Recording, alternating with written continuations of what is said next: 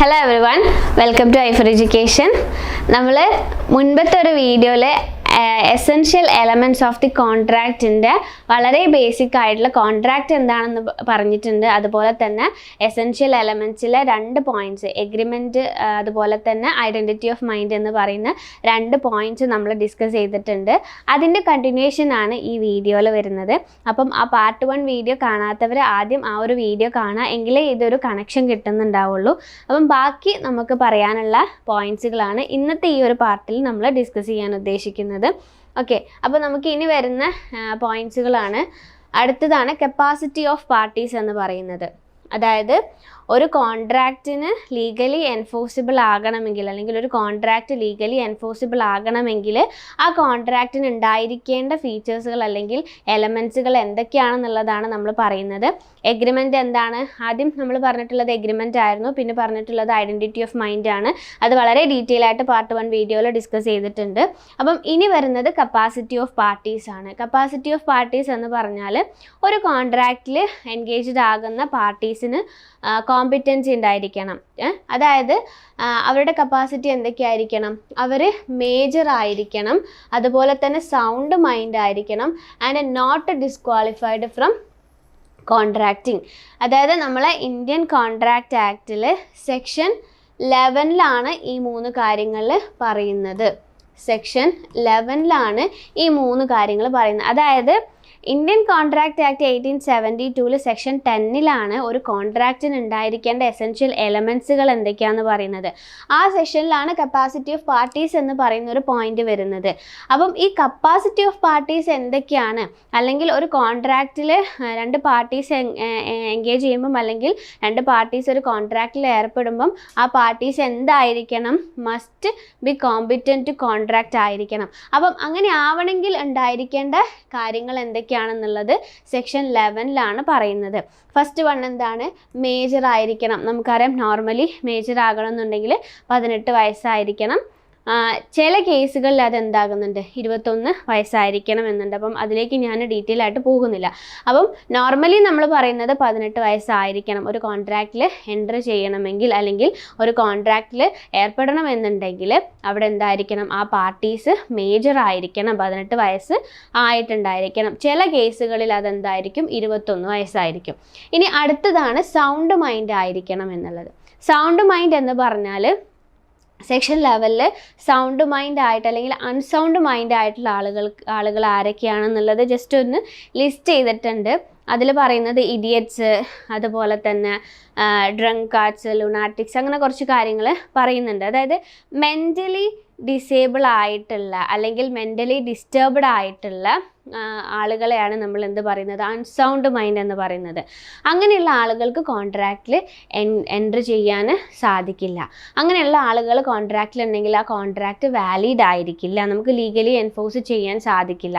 അപ്പം ഇവിടെ മസ്റ്റായിട്ട് ആ പാർട്ടീസ് എന്തായിരിക്കണം? സൗണ്ട് മൈൻഡ് ആയിരിക്കണം. അതായത് കാര്യങ്ങൾ പറഞ്ഞാൽ കൃത്യമായിട്ട് മനസ്സിലാക്കാനും അതിനനുസരിച്ച് ഡിസിഷൻ എടുക്കാനും കഴിയുന്ന ആളുകളായിരിക്കണം ആര്? ഒരു കോൺട്രാക്റ്റിൽ ഏർപ്പെടുന്ന ആളുകൾ.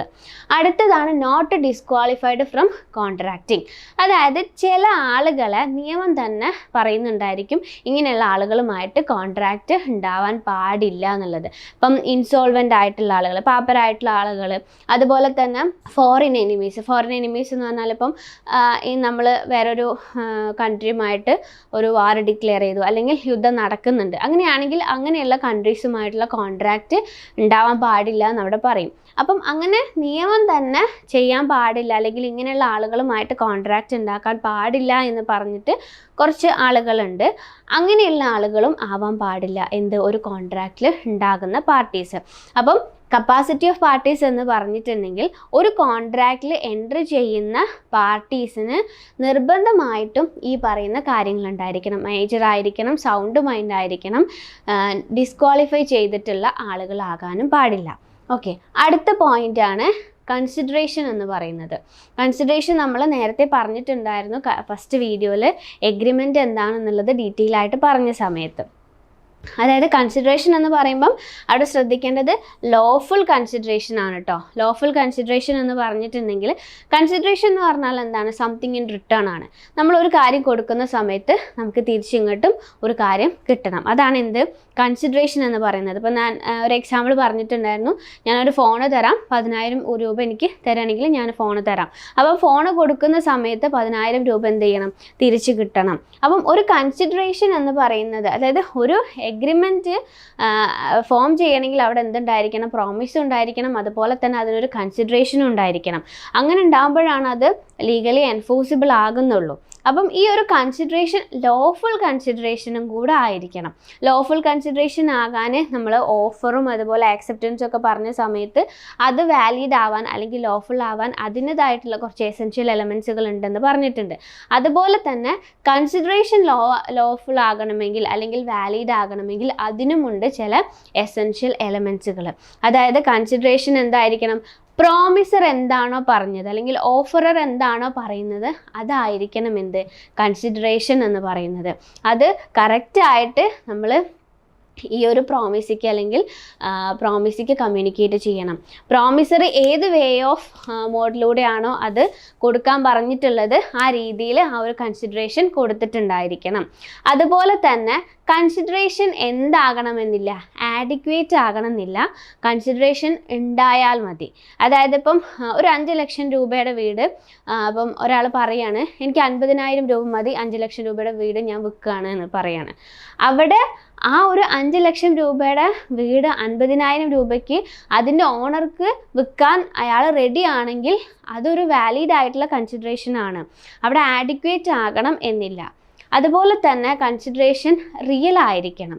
അൺറിയൽ ആയിട്ട് അല്ലെങ്കിൽ ഇല്യൂഷണറി ആയിട്ടുള്ള കാര്യങ്ങളൊന്നും എന്താകാൻ പാടില്ല? കൺസിഡറേഷൻ ആകാൻ പാടില്ല. അതായത് ഇപ്പം നക്ഷത്രങ്ങളെ കൊണ്ടുതരാം, ചന്ദ്രനെ കൊണ്ടുതരാം എന്നൊക്കെ പറയുന്നതൊന്നും എന്താകാൻ പാടില്ല? കൺസിഡറേഷൻ ആകാൻ പാടില്ല. ചെയ്യാൻ സാധിക്കുന്ന കാര്യങ്ങളായിരിക്കണം. ഓക്കെ, അപ്പോൾ കൺസിഡറേഷൻ എന്ന് പറയുന്ന ഒരു കാര്യം ഉണ്ടെങ്കിൽ, അതും ലോഫുൾ കൺസിഡറേഷൻ ഉണ്ടെങ്കിലാണ് ഒരു കോൺട്രാക്റ്റ് നമുക്ക് ലീഗലി എൻഫോഴ്സിബിൾ ആകാൻ സാധിക്കുകയുള്ളൂ. അപ്പം ഇതാണ് അടുത്ത പോയിന്റ് വരുന്നത്. അടുത്തത് വരുന്നത് certainty and possibility of performance. അതായത് ഒരു കോൺട്രാക്റ്റിൽ നമ്മൾ ചെയ്യാൻ ഉദ്ദേശിക്കുന്ന കാര്യങ്ങൾ അല്ലെങ്കിൽ ആ ഒരു കോൺട്രാക്റ്റിൻ്റെ ടേംസ് ആൻഡ് കണ്ടീഷൻസ് സെർട്ടൻ ആയിരിക്കണം, അതുപോലെ തന്നെ പോസിബിൾ ആയിരിക്കണം. നമുക്കത് പെർഫോം ചെയ്യാൻ പോസിബിളും ആയിരിക്കണം.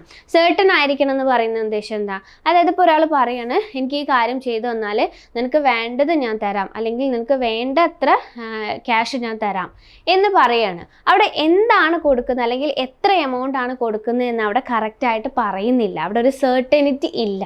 അങ്ങനെ ഉണ്ടാവാൻ പാടില്ല. അതായത് നമ്മൾ കൃത്യമായിട്ട് മെൻഷൻ ചെയ്യണം എത്ര രൂപയാണ്, എന്തിനാണ് ഞാൻ തരുന്നത്, അങ്ങനെയുള്ള ടേംസ് ആൻഡ് കണ്ടീഷൻസ് എന്തായിരിക്കണം? സെർട്ടൻ ആയിരിക്കണം. അതുപോലെ തന്നെ പോസിബിലിറ്റി ഓഫ് പെർഫോമൻസ്. നമ്മൾ പറയുന്ന കാര്യം, ഇപ്പം ആ ഒരു കോൺട്രാക്റ്റിൽ നമ്മൾ ചെയ്യാൻ ഉദ്ദേശിക്കുന്ന കാര്യം പോസിബിൾ ആയിരിക്കണം, നമുക്ക് ചെയ്യാൻ സാധിക്കുന്ന കാര്യമായിരിക്കണം. അപ്പോൾ നേരത്തെ പറഞ്ഞിട്ടുണ്ടായിരുന്നു നമ്മൾ കൺസിഡറേഷൻ്റെ കാര്യത്തിൽ ഇല്യൂഷണറി ആയിട്ടുള്ള കൺസിഡറേഷനൊക്കെ കൊടുക്കുക എന്ന് പറയുന്നത്. അതായത് നമ്മൾ ഇപ്പം ഇങ്ങനെ ചെയ്ത് കഴിഞ്ഞാൽ ചന്ദ്രനെ കൊണ്ടുത്തരാം അല്ലെങ്കിൽ ആകാശത്തുള്ള നക്ഷത്രങ്ങളെ കയ്യിൽ കൊണ്ടുത്തരാം എന്നൊക്കെ പറയുമ്പം അതെന്തല്ല, ചെയ്യാൻ സാധിക്കുന്ന കാര്യങ്ങളല്ല. അപ്പം നമ്മളെ കൊണ്ട് ചെയ്യാൻ സാധിക്കുന്ന കാര്യങ്ങളായിരിക്കണം എന്തിലുണ്ടായിരിക്കേണ്ടത്? കോൺട്രാക്റ്റിൽ ഉണ്ടായിരിക്കേണ്ടത്. അപ്പോൾ കോൺട്രാക്റ്റിൻ്റെ ടേംസ് ആൻഡ് കണ്ടീഷൻ എന്തായാലും എന്തായിരിക്കണം? സെർട്ടൻ ആയിരിക്കണം. അതുപോലെ തന്നെ പോസിബിലിറ്റി ഓഫ് പെർഫോമൻസും ഉണ്ടായിരിക്കണം. അങ്ങനെ ആകുമ്പോഴാണ് അതിന് എന്തുണ്ടാകുന്നത്? ലീഗലി എൻഫോഴ്സിബിലിറ്റി ഉണ്ടാകുന്നത്. അടുത്ത പോയിൻ്റാണ് ഫ്രീ കൺസെൻറ്റ് എന്ന് പറയുന്നത്. അതായത് ഒരു കോൺട്രാക്റ്റിൽ പാർട്ടീസ് എഗ്രി ചെയ്യുന്ന സമയത്ത് അതെന്തായിരിക്കണം?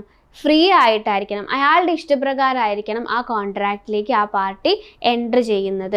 ഒരു ഫോഴ്സ് മൂലമോ അല്ലെങ്കിൽ മറ്റൊരാളുടെ സ്വാധീനം മൂലമോ ഒന്നും ആയിരിക്കരുത് ആ ഒരു കോൺട്രാക്റ്റിലേക്ക് വരുന്നത്.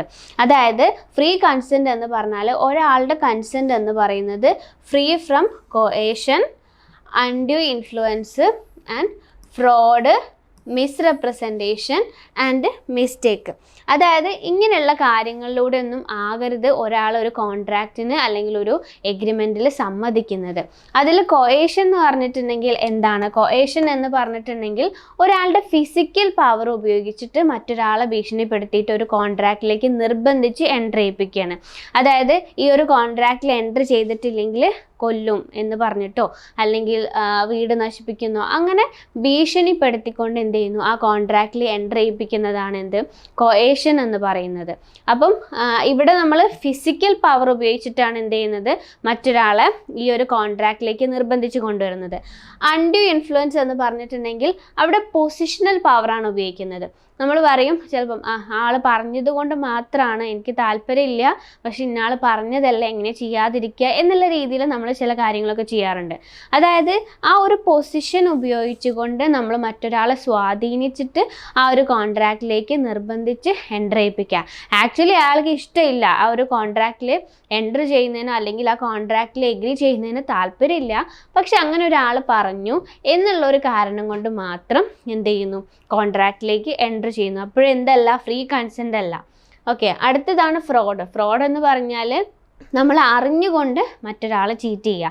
ഇപ്പം ഈ ഒരു കോൺട്രാക്റ്റിൽ എഗ്രി ചെയ്യുന്ന സമയത്ത് മറ്റൊരാൾക്ക് എന്തെങ്കിലും ബുദ്ധിമുട്ടോ കാര്യങ്ങളൊക്കെ ഉണ്ടാവുമെന്ന് നമുക്ക് ആക്ച്വലി അറിയാം. മറ്റൊരാളെ ചതിക്കാൻ വേണ്ടിയിട്ട് നമ്മൾ ചെയ്യുന്ന കാര്യമാണ് എന്ത്, ഫ്രോഡ്. അറിഞ്ഞുകൊണ്ട് തന്നെയാണ് നമ്മൾ ചെയ്യുന്നത്. അടുത്തതാണ് മിസ്റെപ്രസെൻറ്റേഷൻ. മിസ്റെപ്രസെൻറ്റേഷൻ എന്ന് പറഞ്ഞാൽ അൺഇൻറ്റൻഷനലി ഉണ്ടാകുന്ന ചീറ്റിംഗ് ആണ്. നമ്മൾ അറിഞ്ഞുകൊണ്ട് ചെയ്യുന്നതല്ല, അറിയാതെ സംഭവിക്കുന്നതാണ്. നമ്മൾ ആക്ച്വലി ചെയ്യുന്ന സമയത്ത് നമ്മൾ നല്ലൊരു ഇൻറ്റൻഷനോട് കൂടിയിട്ടാണ് ചെയ്യുന്നത്, പക്ഷേ അതിൻ്റെ ഭാഗമായിട്ട് മറ്റൊരാൾക്ക് അറിയാതെ സംഭവിക്കുന്ന എന്തെങ്കിലും ബുദ്ധിമുട്ടൊക്കെ ഉണ്ടെങ്കിൽ അതെന്താണ്, മിസ്റെപ്രസെൻറ്റേഷനാണ്, അറിയാതെ സംഭവിക്കുന്ന ചീറ്റിംഗ് ആണ്. അതുപോലെ തന്നെ മിസ്റ്റേക്കും അറിയാതെ സംഭവിക്കുന്നതാണ്. ഈ മിസ്റ്റേക്ക് എന്ന് പറയുന്നത് രണ്ട് കാര്യങ്ങളുണ്ട്. മിസ്റ്റേക്ക് ബൈ ലോയും ഉണ്ട്, അതുപോലെ മിസ്റ്റേക്ക് ബൈ ഫാക്റ്റും ഉണ്ട്. ഓക്കെ, മിസ്റ്റേക്ക് ബൈ ലോ എന്ന് പറയുമ്പം ചില നിയമങ്ങൾ അറിയാതെ സംഭവിക്കുന്ന മിസ്റ്റേക്കുകൾ. മിസ്റ്റേക്ക് ബൈ ഫാക്റ്റ് എന്ന് പറയുമ്പം ആ ഒരു കോൺട്രാക്റ്റിലെ ചില കാര്യങ്ങൾ അറിയാതെ സംഭവിക്കുന്ന മിസ്റ്റേക്കുകൾ. ഓക്കെ, അപ്പം ഇതാണ് ഈ ഒരു പോയിന്റിൽ പറയാനുള്ളത്. ഇവിടെ മനസ്സിലാക്കേണ്ടത് ഫ്രീ കൺസെൻറ്റ് എന്ന് പറയുമ്പം ഒരു കോൺട്രാക്റ്റിൽ എഗ്രി ചെയ്യുന്ന പാർട്ടീസിൻ്റെ ആ കൺസെൻറ്റ് എന്തായിരിക്കണം, ഫ്രീ ആയിരിക്കണം. ഒന്നിൻ്റെയും സ്വാധീനത്തിലോ അല്ലെങ്കിൽ ഭീഷണിയോട് കൂടിയിട്ടോ ഒന്നും ആകരുത് ആരും കോൺട്രാക്റ്റിൽ എൻട്രി ചെയ്യുന്നത്. അപ്പം അങ്ങനെയാണെങ്കിൽ മാത്രമേ, ഫ്രീ കൺസെൻറ്റ് ആണെങ്കിൽ മാത്രമേ അത് നമുക്ക് ലീഗലി എൻഫോഴ്സിബിൾ ആകുകയുള്ളൂ. അതാണ് ഈ ഒരു പോയിന്റിൽ പറയുന്നത്. ഓക്കെ, അപ്പം ഇത്രയും കാര്യങ്ങളാണ് ഇന്നത്തെ ഈ ഒരു സെഷനിൽ നമ്മൾ ഡിസ്കസ് ചെയ്യുന്നത്. ഇനിയും നമുക്ക് കുറച്ചുകൂടെ പോയിന്റ്സ് ഉണ്ട്. അപ്പം ആ ഒരു പോയിന്റ് നമുക്ക് അടുത്ത വീഡിയോയിൽ ഡിസ്കസ് ചെയ്യാം. അതുവരേക്കും bye from my free education.